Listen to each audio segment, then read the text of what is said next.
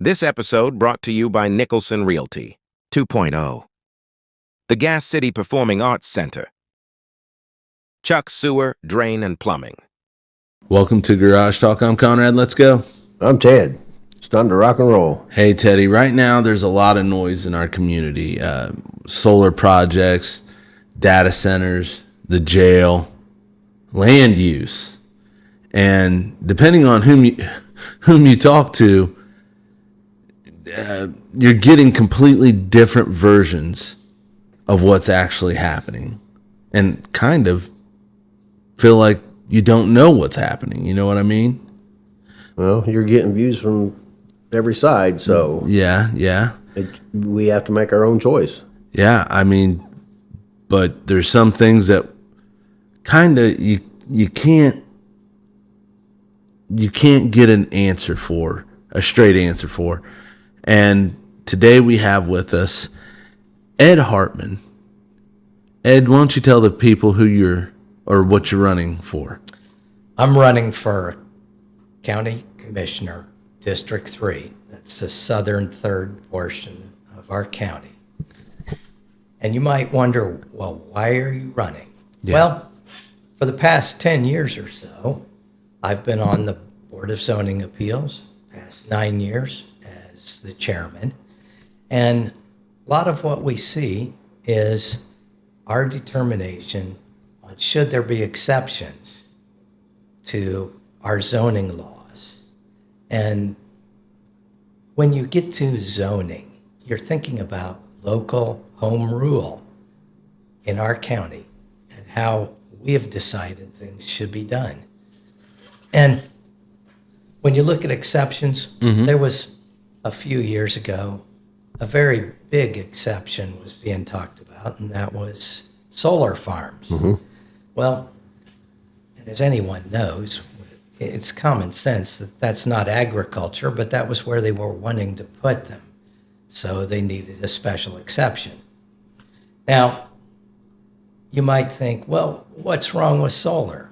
Well, everywhere solar went in, California, Massachusetts, some of those states, electricity rates went way up. So it didn't make sense when they were saying it's free, it's from the sun, it's cheap energy, it's the lowest cost. No, none of that panned out in reality, in practice. No, it was very expensive. And so if you wanted to have solar on your barn and supplement your electric bill for your house, and obviously a lot of the time that you're using electricity at home, it's daytime, and so that maybe does help a little bit. But that's your choice. But to go take thousands of acres of a good business, which is agriculture, served our county for a long time, and shut that business down and move into solar farming, it's not farming.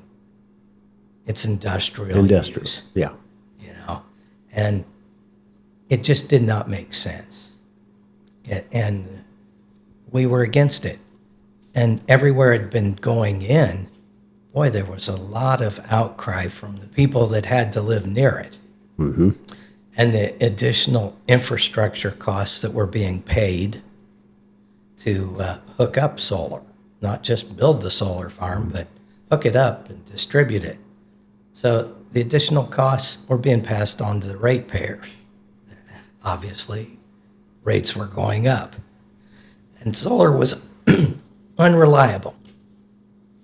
On a very cloudy day, which Indiana has a few, maybe you get 25% output. So we didn't think that was a good idea, and we opposed it. And people joined and organized, and it was a pretty big grassroots pushback at our commissioners and our area plan director, who were pushing this idea of solar, and we couldn't understand why they were pushing it. But that had to be pushed back on, and we did. And we created a solar ordinance to regulate it. so that they couldn't surround people close. You would be feeling like you were living in a prison if you were surrounded by a solar farm and it was allowed to be up to 20 feet tall all around you. Correct me if I'm wrong, Yes. but the way I understood it, the energy from those solar farms wasn't even going to be collected for Indiana. Well, it would get on the high power grid and you have no idea where it's going. It would be used wherever it was needed. If we were needing it nearby, it would be used nearby. But if we didn't need it nearby, it would be a ways away. It makes sense that it would be used as near as it was needed. When you move electricity a distance, you get a little bit of a voltage drop. So you lose part of it. It comes off as heat. But yeah, you have no idea where it's going. There's not that many beneficiaries to having that. The only benefit is somebody taking that money that's being offered to them. It makes a difficult system as well Yes. because it's not a reliable, smooth power flow. A large cloud goes over, and it'll affect the solar field. It'll drop its output. So no matter how you look at it, it costs more to even be able to regulate and make it work. So, if I'm understanding, and I think I am, the issue isn't solar itself. It was large-scale projects taking over prime farmland. Yes. And that's a mixture, but that's like, would you say 80% of the pie was the prime farmland? Prime farmland, yes. We are very blessed here in Grant Yes. County to have over 90% of our farmland be prime farmland. Needs to be protected. Not every county in Indiana has that, and there's a lot of states that don't have hardly any at all. Yeah. So it makes sense for us to protect our agriculture here. It's been a good business, and it is a business. Some people like to think, well, we need to, annex farmland, large areas, build data centers, solar farms, that kind of business that takes up a lot of land but provides hardly any jobs for sure. us. That's not a good use. We've got a good use for our agriculture and our cities. Marion, for one, has had a bit of a decline in population. We're not really growing. We're more so aging. We need to look at repurposing the old factory sites, brownfields, so to speak, and just buildings that need torn down, blight that needs eliminated, and we need to repurpose those for other businesses where our people can work. Or repurpose some areas, possibly for a retirement subdivision, where people who don't want to maintain a yard can live, but they want to have a nice, quiet community. We may be able to draw people from other counties if we provide that kind of situation, environment, where they can enjoy living in Grant County and have a lower cost of living compared to, say, fighting the big city in Indianapolis. So, Yeah. And just like we're talking farmers, farmers feed America. Yes, they do. Yes, they do. So now there's another struggle going on, and it's all swirling around technology. And to our understanding, there's some possible data center sites here in Grant County. Before we get into that, I got to ask a question, like, why Grant County? well, they're going to try any place they can go, especially if there is the power source, the high power grid. It flows through Grant County. multiple locations would be ideal according to a data center developer. Now, again, data centers have drawbacks. Some people say it's the business that nobody wants nearby because they're loud. They also use vast amounts of water for cooling. And then what do they do with that water? Well, if they can do it at the least cost to them, that would probably be their first choice. And that would be just pump water in, cool the servers, and send it on its way into your drainage system or underground or back to a city sewer system. But that may not be the best way for us. We want to protect our drinking water. We have a good source of drinking water here in Grant County, and we don't need to pump our excess capacity that we have in Marion to a data center. What if we have other industries that want to come in, settle here, do manufacturing, and they need water? And we've given it all to a data center that has virtually no jobs for our people. Doesn't seem like the first choice at all to me. And if we get data centers, I think they need to be very regulated.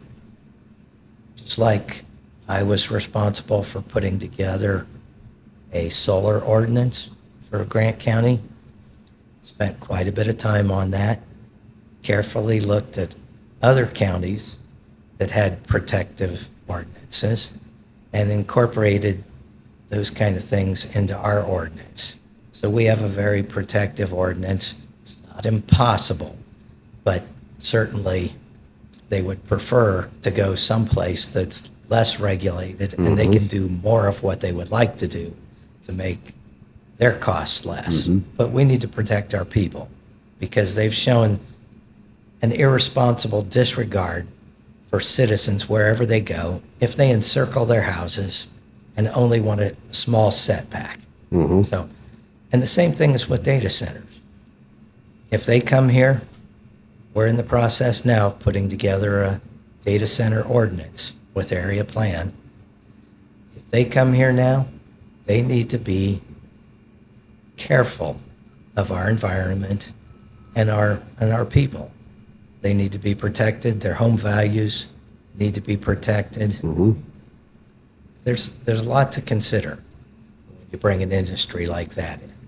And again, to take up prime farm ground doesn't quite make sense. We've got a good business on our farm ground. We need to protect that also.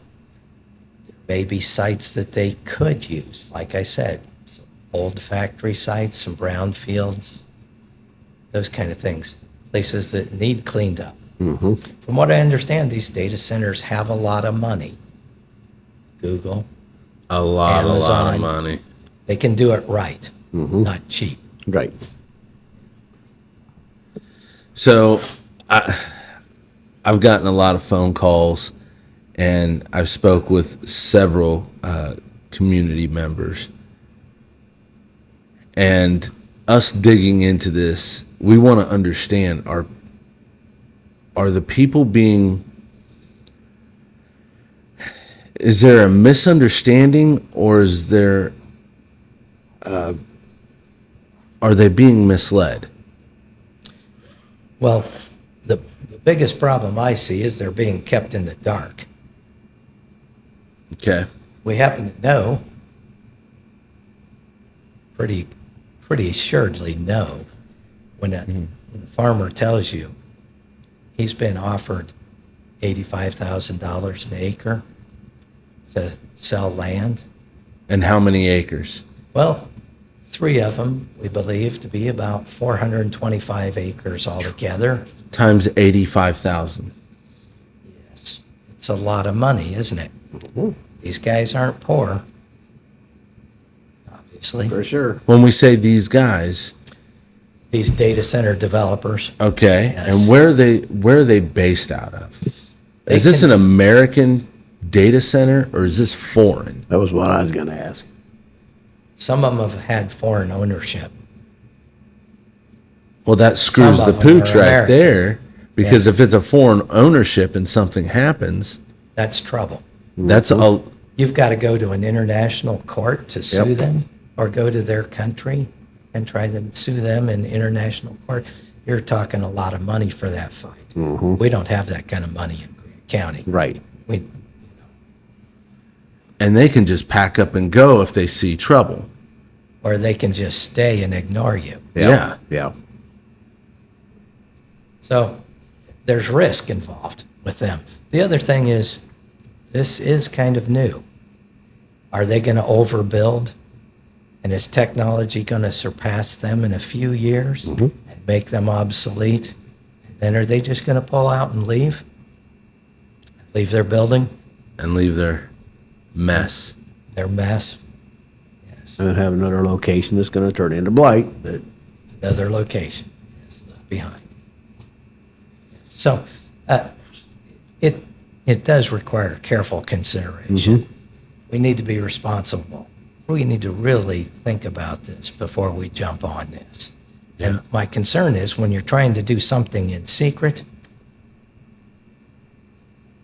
and do it quickly without people knowing, I think that's when big mistakes can be made. It really needs to be aired out in a public meeting. Now, one person went to the City County Council of Marion, which we had heard they are wanting to annex the land west of Marion. Out there, and it's just west of the old Dana factory building. Okay, so they want to annex that, but yet they don't want to talk about it. One person went and wanted to talk about it, and as soon as she mentioned the word data center, the chairman, Brian Cowgill, started yelling, "We're not talking about data centers." But yet, we know they know. yeah. So, Now, some of that's a perfect transition. Some of that is executive session stuff. well, executive sessions are clearly defined in open door law. Yes. And one thing that is also in open door law is you cannot make a decision in an executive session. And what you're going to talk about, the subject, has to be defined in the agenda. It can't be just real vague as to what you're talking about. Yes. So they need to, before having any executive session to discuss something like that, they would need to look carefully at the points laid out in open door law of what qualifies for an executive session. And they might find out that what they want to talk about really doesn't qualify and Right. and should be in an open session. And really, the government of the people need to know. That's one of the unique things about America and the way we were founded, local rule. Our founders thought that local rule is important.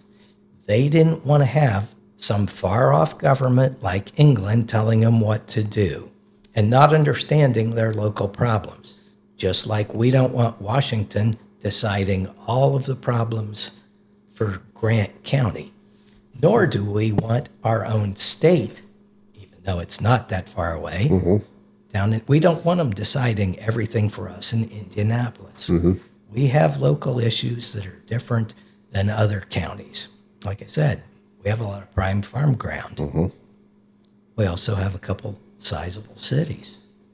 But we're better off if we make our decisions, not the central government.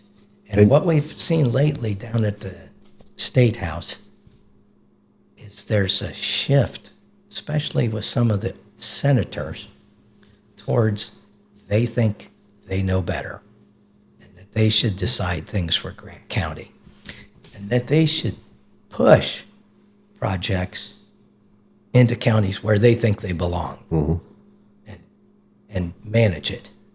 Now, we've already got some of that. Like I said, the high power lines run through Grant County. We don't decide where substations are built. The Indiana Utility Regulatory Commission decides those things. So we've got a little bit of a balance between what's good for the whole state, what's good for Grant County. But as far as I can see, I don't think we need any more state push. We get enough things that are a little bit, they have strings attached to them. Well, if you want this money, you have to do this. Right. Yeah. And that's, like I had a question with you being on, the zoning appeals. Grant County, for listeners that don't know, does Grant County, do they set their rules and regulations, or is that state mandated?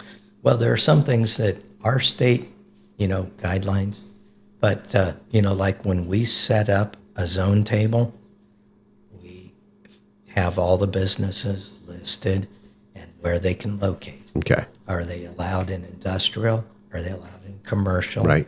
Are they allowed even in residential suburban? Like there are like 5 zones just of residential, and there's an agricultural zone.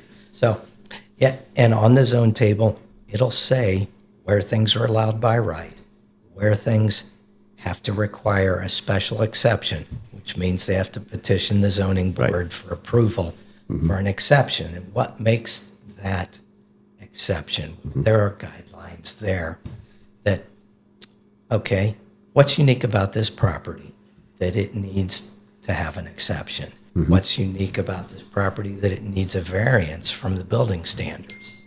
Those things are brought to the zoning board, and the board decides. Right. So I kind of just want to clarify some things. You're not against development. Oh, no. You're not. There is some development that you feel opposed to. Yes. So my question is what's good development? Okay. Good development would be development that brings jobs, that it doesn't shut down one business in favor of another, like shutting down farming for solar, or shutting down farming for data centers. Farmland needs to be protected. It's a great resource for us. So I'm for development in cities and towns. We've got some space. We need some more jobs. We could grow a little bit with more jobs. Do we have to grow? I don't know that we have to grow, but I think we have to improve. And I want to see us improve. And we could continue to improve some things. We could focus on eliminating blight in Grant County and make Grant County that place where people would like to come and live. And then you may naturally grow. Not out of control, but reasonable growth. Right. We have some excess capacity. Our school systems are not as full with students as they used to be. A lot of our young people have left after they get through school to find employment elsewhere. So I would like to see us be able to provide jobs and keep our families together here. I raised 4 boys and 1 girl, my wife and I. I'd say my wife did a lot of it, actually, to be all fair. Right. I spent a lot of time at work. I worked for Red Gold for 36 years. Okay. But anyway. And touching on that, yes. You're retired. Yes. Meaning? I can work full time for this position. And I would like to do that. Because there's a lot of things that we can work on and focus on and put more attention to. The development I would love to see is the replacements of the jobs that we lost in the late 90s, early 2000s. And manufacturing. Yes. Dana. Yes. Thompson Consumer. ball. Numerous paper factories. Foster Forbes. Yes. Yeah, Glass. Foster Forbes. Yes, we've had, I mean, I can't even name them all, but there's been a lot of manufacturing that's left. And those jobs were what built this county. Yes. Or the cities. Mm-hmm. And we really could use more jobs in the cities, I think. You know, I was just kind of, as one does, doing my research on data centers, and the jobs that they bring are, so obviously we have the construction jobs. Right. But once those jobs are done, those workers, and if they're using union, non-union, they go on to their next job. Yes. But the jobs that they bring aren't jobs for like the skilled worker walking off the street. And it's only maybe 100 to 200. So we're looking at this isn't the IT guy who's recovering your deleted email. This is like data center technicians, facilities and critical engineers, which are your HVAC. I don't know how many of those that you would need at that facility. Security and logistics. I don't know what they would be shipping and receiving, but security, I mean, Obviously. yes. That. And maybe a site manager. I mean, that's the highest level role right there. As for the construction jobs, those are short term.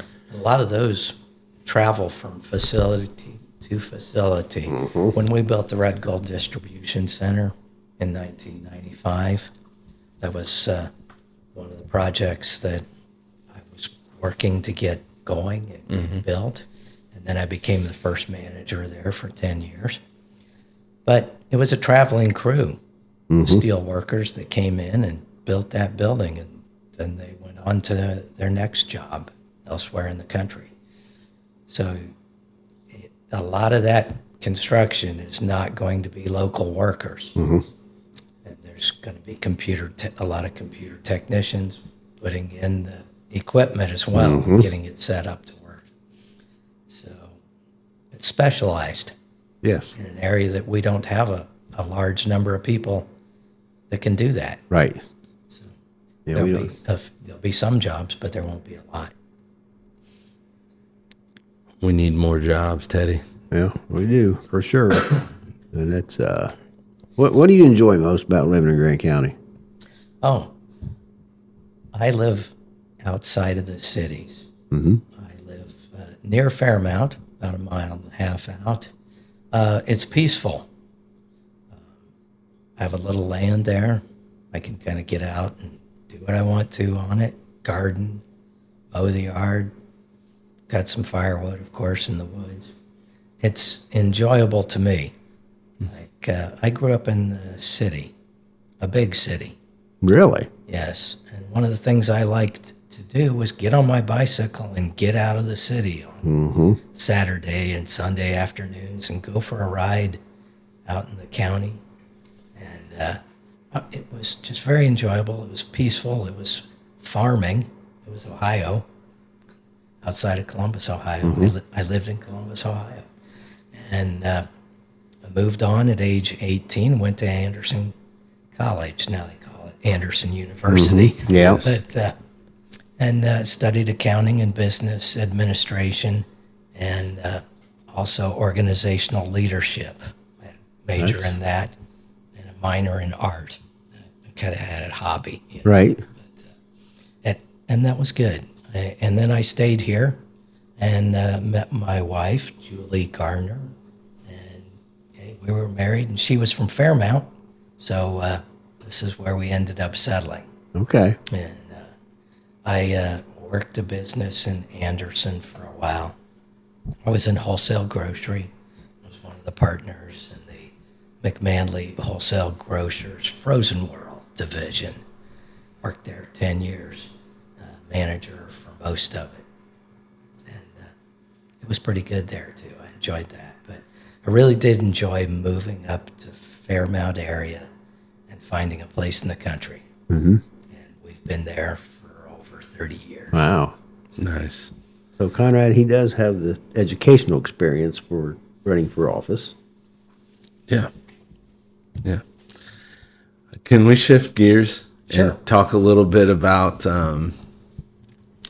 let's talk a little bit about how you've been pretty vocal on the concerns with the jail project. Yes. There's a lot going on here in Grant County. Yes, there is. And you know, because you've actually toured the jail and the detention, the old D home, correct? The home is what I toured. I haven't had a tour of the jail itself yet, but I've seen studies of it. I've seen a lot of pictures throughout it, and I've talked with the sheriff and other people quite a bit about it. And, you know, I did tour the D home, and I felt that was necessary because it had been closed, and I'd heard all kind of awful stories about how bad it was. Now, it was closed just a few years ago, really. And the reason it was closed was because it only had a few juveniles in it. Maybe about 5 was what we'd heard. And at the time, I heard that there were not good programs for those small number of youth that were detained there, and that they would be better off moved to another county, to a facility that had programs set up for education and rehabilitation. And so that's what they did. And they also said it will actually be a savings to have a big facility like that for five people.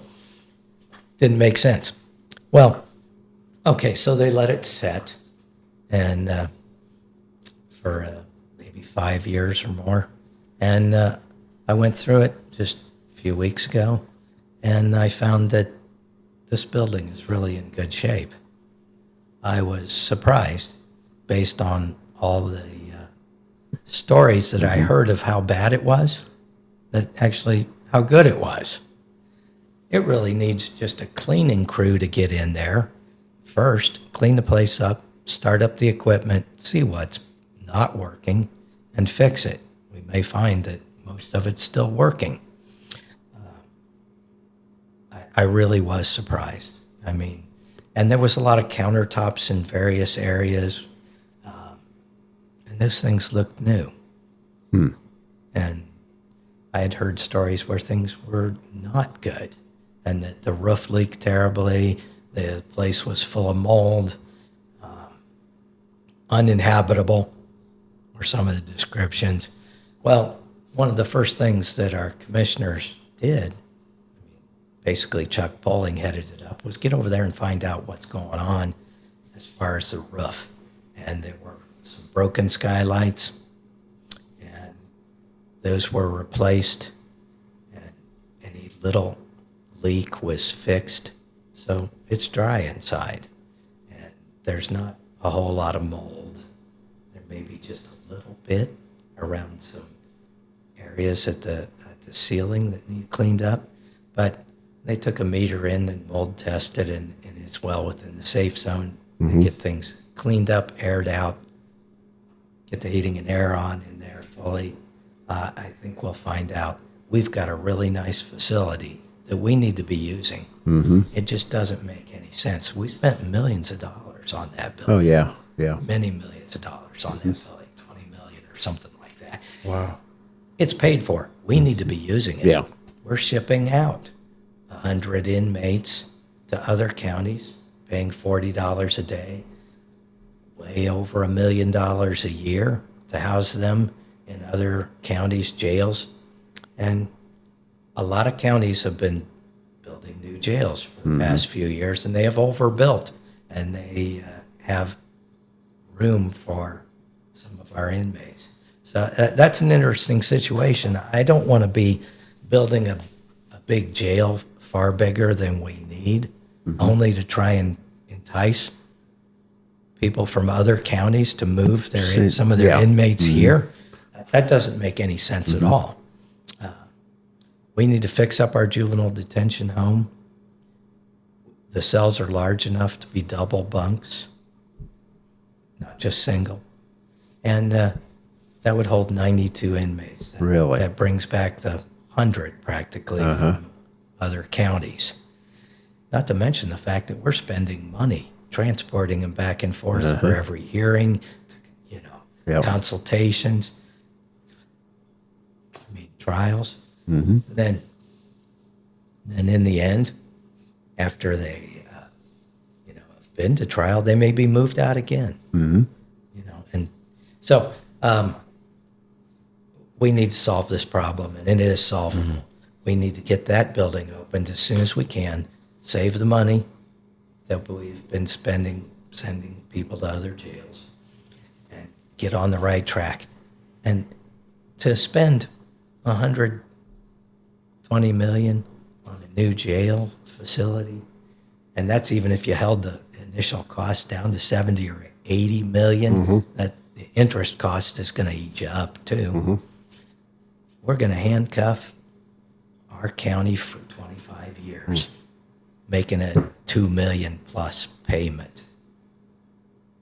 We don't have that kind of extra money in our budget. Now, one thing that occurred with the last administration, because they were starting to push the new jail, they wanted the new jail.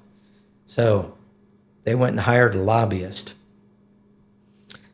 who went down to the State House and got it inserted in a bill that Grant County could raise their local income tax for a new jail. And now we have one of the highest local income taxes in the state. Our Grant County's right up there, like number 6 or number 7 for the highest one. We're at almost a level of the state income tax, which is 2.9. We're at 2.75%. We don't need to have it that high. And we don't need to build a new jail. We need to maintain our facilities. Maintenance has been let go by previous administrations. Not much was spent, not much was done. Those things need to be turned around. And Chuck Poling, our commissioner, has been working on that. And he needs to get the green light to get in there, clean up the D home.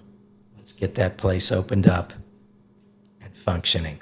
And the other thing that I've talked about for years, every once in a while in a county council meeting, I'll bring it up, and that is home detention. Madison County was using it. I had some employees occasionally that might get in trouble on a Friday night.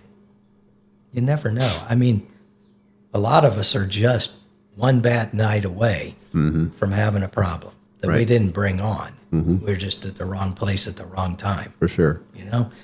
And you can get caught up in that, and the next thing you know, you're in jail. And it's a minor offense. And Madison County would put those people on home detention where they could still have their job. You just throw them in jail and wait for a trial. Some guys have been waiting for a trial a long time in our jail. Yeah. You just put them in there, their job's gone. And that's not what they needed. Right.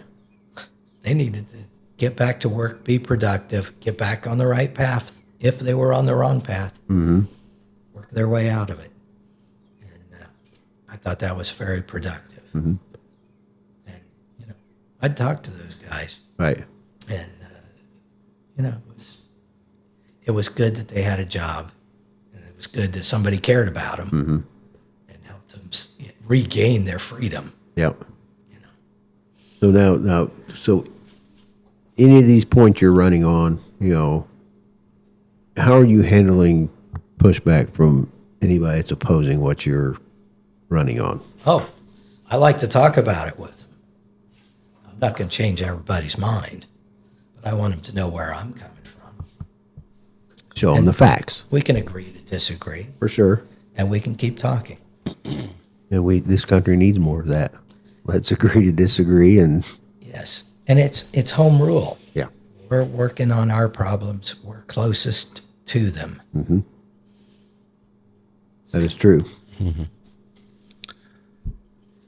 I want to wrap things up here, but I want to say I appreciate you for your time. There was a lot of things I have here that I really wanted to touch on, and maybe we can do that Again? Yeah, Sure. because there's a lot. What's one thing? What's one thing you want the community to understand moving forward? Well, I believe one of our first responsibilities is take care of our citizens. They're our people. We need to look out for them. That's what we're here to do. And we need Yes. to listen to their concerns. Isn't that what we elected people to do? Yes. And people have run on transparency and didn't really follow it when they thought they had a big deal if they kept it in secret. Yes. But those big deals, the people need to be behind them. They need to want them. They need to know about them. They need to be talked about. And sometimes that's just not been the case. That's true. Too much secrecy. Yep. Are there NDAs being signed? Not sure. There may be. And I don't understand why a public official would sign one. I'm not going to be signing one. If you can't put it out there on the table and tell me what it is, and we talk about it, and our constituents get to know about it, there might be something wrong with this deal if it's got to be done in secret. And that's true. That's something to think on. That is just like the last question Conrad asked you. It's about we the people, not you. That's what local government is all about. Yes. Taking care of our people, addressing our problems, providing the best we can with the minimal impact to the family's budgets. Right. Yes. Well, again, we greatly appreciate you taking the time to come on. Whether people agree or disagree, at the end of the day, these are discussions that need to be happening out in the open. I think people need to educate themselves. I agree. And it is important also who we send down to the State House, Yes. that they know and believe in open government and local home rule, that they don't try and push things on us, that we're allowed to solve our problems, make our choices.